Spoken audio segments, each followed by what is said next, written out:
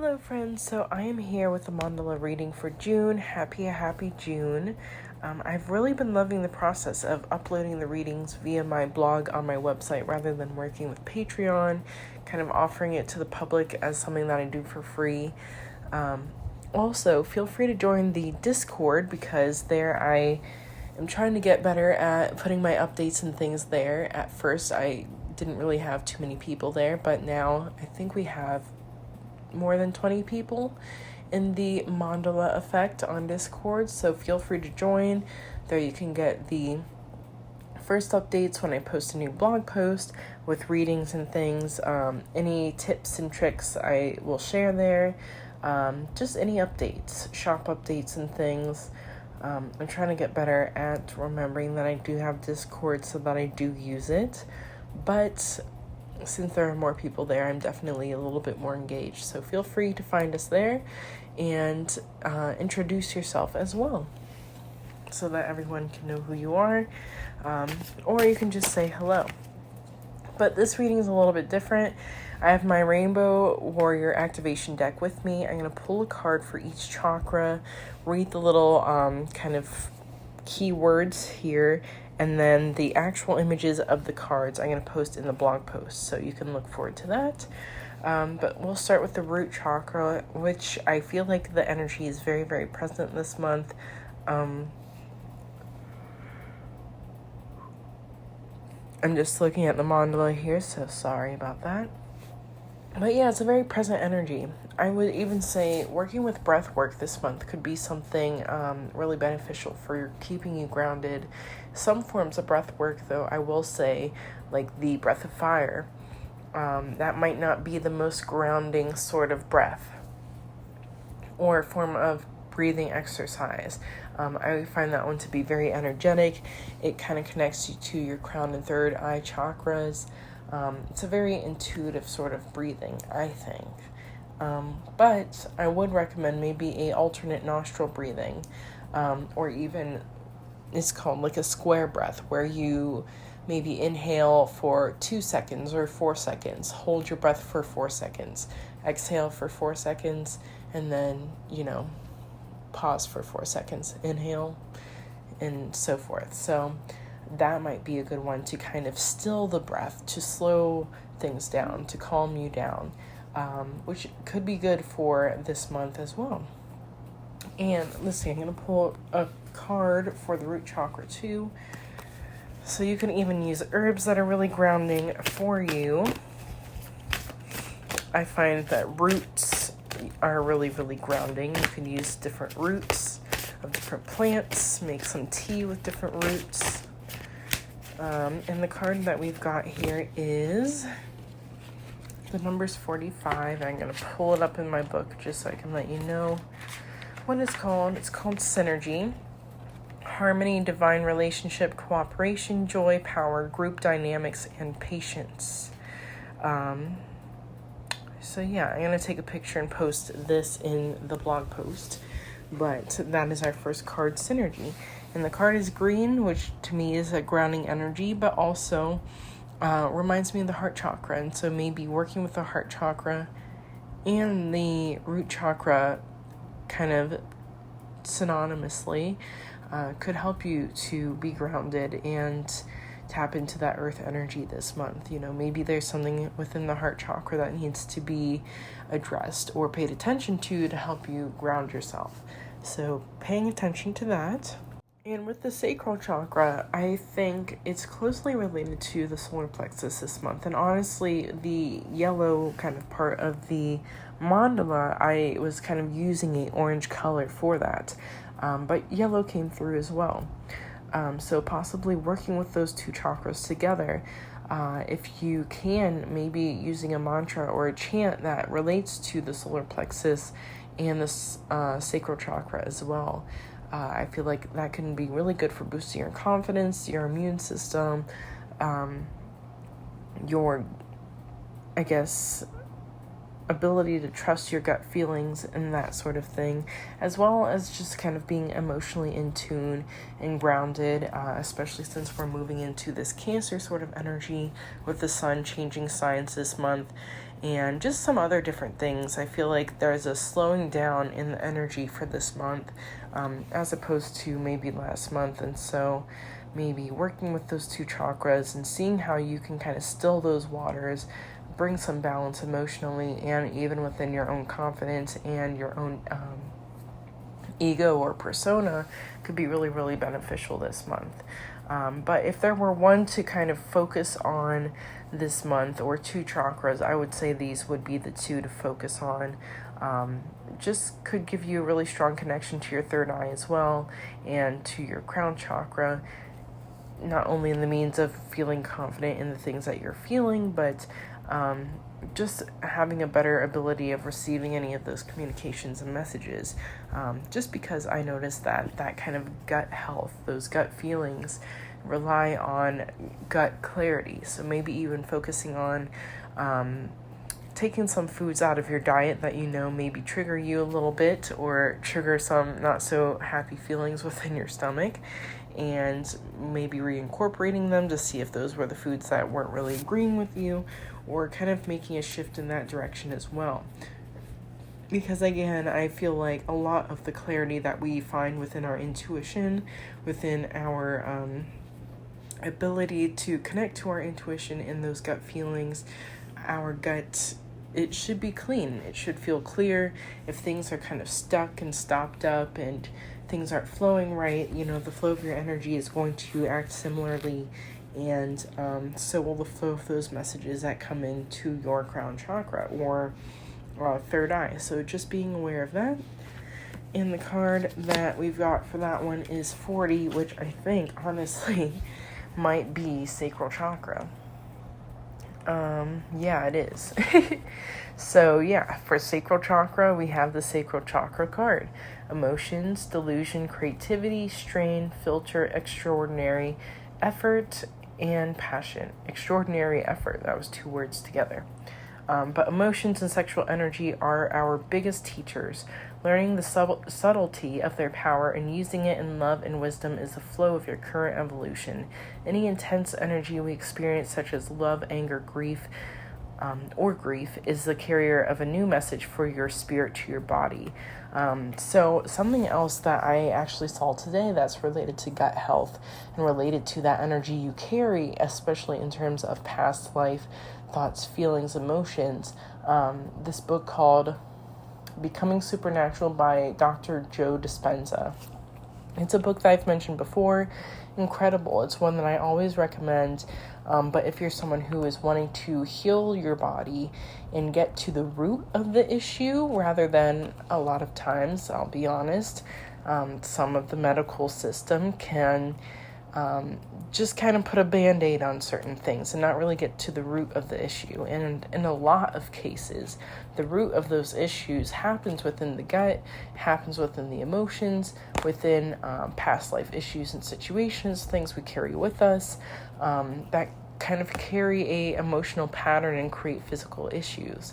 And so one great way of kind of helping ourselves to remedy those things, if we're able to, is by going to that source, which again can be within those gut health issues, within that realm, etc. So, or even just the stem of those issues emotionally, or within our past life, or I guess not past life, like past lives, but within our previous earlier years, things we might carry with us. So being aware of that as we move forward into this month, and seeing how we can work on that so that we have the tools that we need to finish out the year with more clarity, but also more creativity, more emotional stability, passion that is directed in a healthy way, all of those good things. And then I'm going to pull one for the solar plexus as well, because I kind of touched on that too. They kind of work hand in hand, in my opinion, for this reading. But the next card we have is fall, which is interesting because it's something that I was thinking about when I was thinking about like the end of this year, the next few months. Maybe possibly thinking about fall when it comes to the solar plexus. Do you feel any more confident in the fall time? Does the fall have any sort of effect on your emotions? those gut feelings. Maybe there are certain foods, I know within Ayurveda, certain, I think it's called Prakriti. I am forgetting my verbiage right now, but doshas, that's what I mean. Certain doshas do best with certain foods. Prakriti is more of like the mental form of a dosha, and it can be very different from the dosha that our body has specifically. But like, for example, kapha, they like more warming, in some cases, I think spicy, foods, heavier foods. And vata, I feel, can be the same way, especially with being so light and airy. So, maybe doing some research into that, seeing if you can take a little quiz, although it is best to work with a Ayurvedic practitioner to get a full grasp on the concept. But seeing if, and I mention this because during different seasons as well, we connect more with different doshas as well, or just different during different seasons. Different doshas need different things. So during the summer, vata might be good with more of those cooling foods, but during the winter, it might be good for more of those heavy warming foods. So it might also just kind of depend, and people can change doshas as well, through different periods of your life or things that you experience, etc. So something else to research, but fall is one thing that came up and one thing that I was thinking right before I pulled this card, which is kind of funny. And, or autumn, I guess is what this card is called. Same thing. Enjoyment, restoration, completion, wisdom, experience, gratitude, and contentment. The number is 8. The autumn portion of the yearly cycle invites you to put down the hammer and nail, relax for a minute, enjoy what you've built. It's time to harvest gratitude for yourself and others, and to revel in your accomplishments. No need to put any focus on strategizing for the cycle to come. Just be present in all you have and find contentment. And so maybe, through this month of June and through the summer, there are things that you do or wrap up or learn that allow you to kind of have that energy of presence, and settling down, and not pushing too hard for certain things and goals, and just really finding this place of contentment, restoration, and enjoyment. It's giving very much the Eight of Pentacles, where the earlier cards, it's like you were given an opportunity, and then you're trying to balance that opportunity, and then you kind of get creative with it, and then you feel like you're kind of in a good spot with it. But then maybe your foundation is shaken up a bit, and you're not feeling completely supported, and then you're kind of finding contentment within it again. And also you're starting to see the kind of sprouts from your seeds that you planted start to come up. And then you're able to harvest because, the plants are fully grown. And then you're feeling really, really good about the things that you've done, the lessons that you've learned. And at the end, you're feeling super abundant. Kind of how I see the long span of time between different tarot cards, the Ace of Pentacles through the the Ten of Pentacles. This transition of being gifted something small, almost kind of losing it, finding that sense of contentment, being okay with the changes, and learning to bask in the glory of your abundance after all the trials and tribulations and lessons. So, the next chakra, the heart chakra, it's not presenting too strong this month, and I think it was a little bit stronger last month. So incorporating, again, more of that self-love and care, making sure that you're taking time for yourself, not overloading yourself, and setting your boundaries, knowing that it's okay to say no. It's okay to say no to working too late or working too early, or taking on certain to certain tasks that people want to put on you.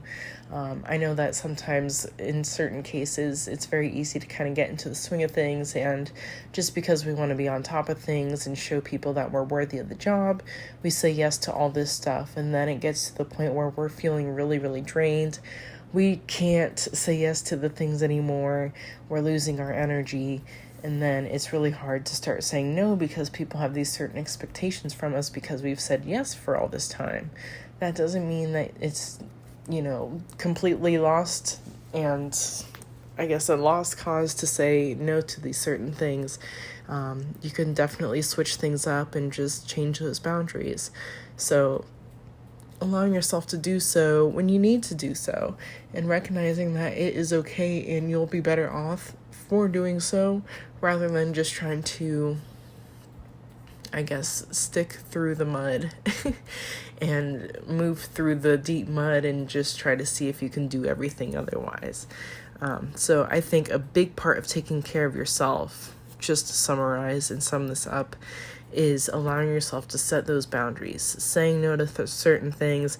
If you're feeling uncomfortable being in person within a job because, certain things are still happening and you've got people at home that aren't, their lives could be jeopardized by contracting certain things, set those boundaries.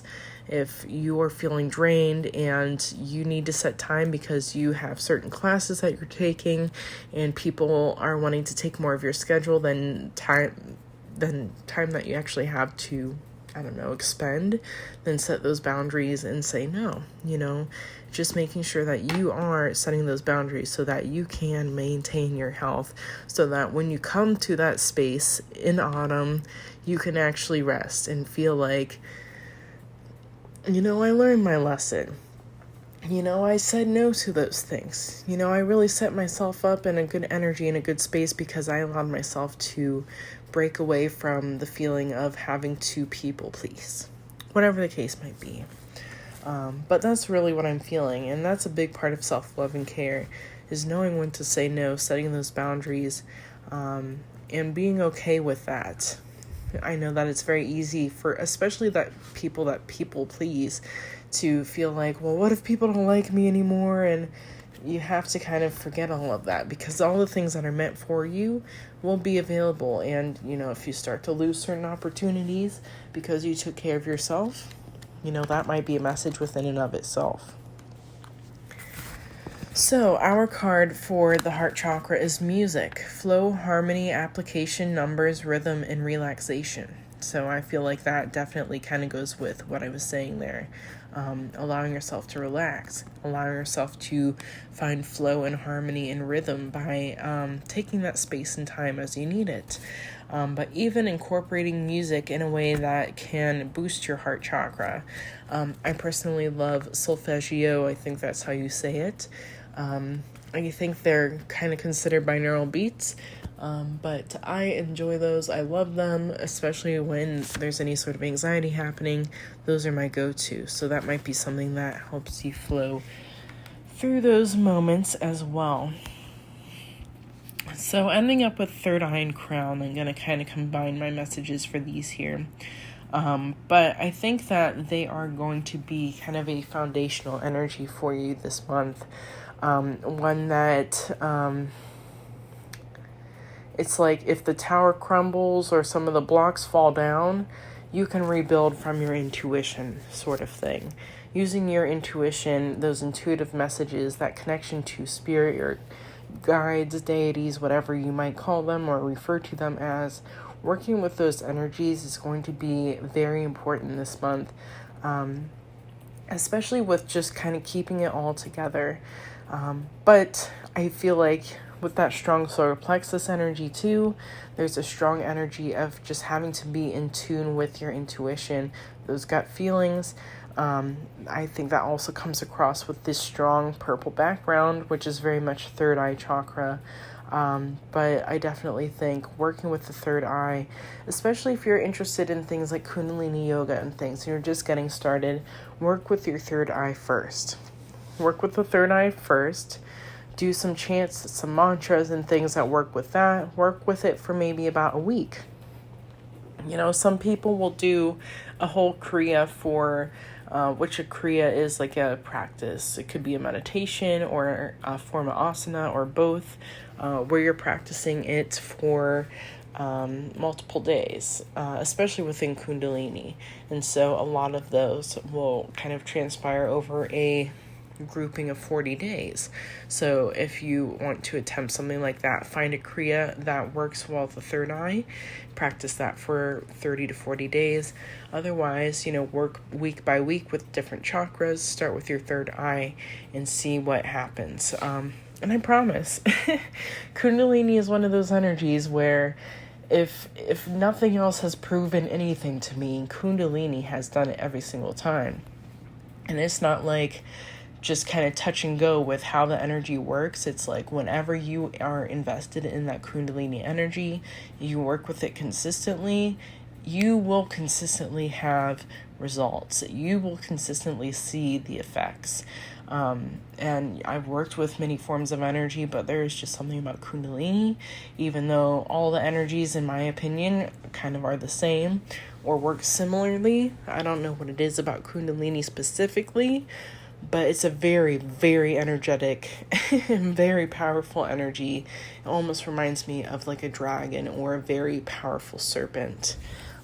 So yeah, just be aware with that as you're working through this month as well. And allowing yourself to stay grounded in the process too. I haven't made a long talking video in a while, so I'm like getting tongue-tied and tired. But let's pull our final card. I think I'm just going to do one card for the third eye and crown. They often tend to work together pretty seamlessly. And that card is number 48. And that is union. Lovers, romance, sexuality, intermingle, connection, intersection. Love's first connection with a partner is deliciously profound, but ultimately fleeting. Romantic sexuality offers an opportunity to cultivate unspoken understanding, but it's the job of each partner to seize the opportunity. Connecting with others ideologically, emotionally, spiritually, or physically doesn't guarantee agreement. However, it can give a deeper understanding of one another, promoting love, compassion, and forgiveness.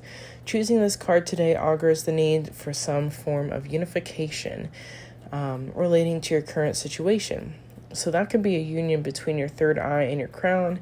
Could also be a union between your third eye and your heart chakra, because I personally notice that they work very closely together. And you will have much stronger third eye experiences if your heart chakra is also balanced, because a lot of the energies that we work with, especially deities, they come from a very heart chakra based energy. And so meeting them where they're at can be very profound and beneficial. Allow yourself to meditate on your heart's desire and what it means if it were fulfilled. Remember, relationships with others are the way we learn compassion for ourselves. So maybe also focusing on your relationships with others, how you show up for them or how you don't. Making sure that you care enough about others that you are caring about their time, the time that you spend with them, being consistent, being on time, all those things, and just being aware of how you show up, how you set your boundaries. Not only setting boundaries is self-love, but it is also a form of love and unconditional love for others, because you are showing that you care enough about yourself and others to show up fully rather than trying to show up partially in fractions and then, withering away because you're already falling apart and you're trying to pour into other people's cups and then you're left with nothing left in yours. So being aware of all those things. But yeah, that is our reading for this month. I hope you all have a happy June. Again, some things to work through. I feel like some of this is reflected in the astrology reading as well. Things are going to be slower. There are more lessons. It's time to set some boundaries. But overall, it's for the well-being of yourself and everyone involved, and just makes for a more harmonious energy moving forward, especially moving into fall, because we want to be nice and recharged this summer so that we can go into the ending of the year feeling really good about what we've done and where we're going. So, if you enjoyed this reading, feel free to book one with me if you'd like one personally. I am still doing mandala readings on a personal level for work or relocation or just your own personal energy. So if that's something that you're interested in, you can book that with me. Otherwise, I'm doing astrology readings, and some of my other readings I've taken off the website.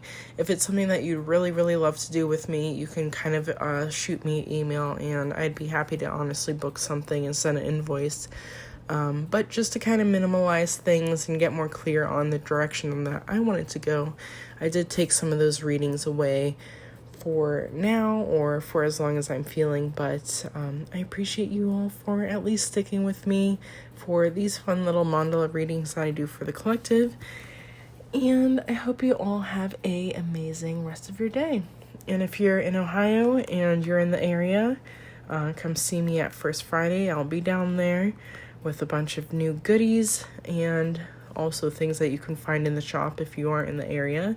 They are in the shop, so you guys kind of have first dibs. But have a amazing June once again, and I'll see you next month.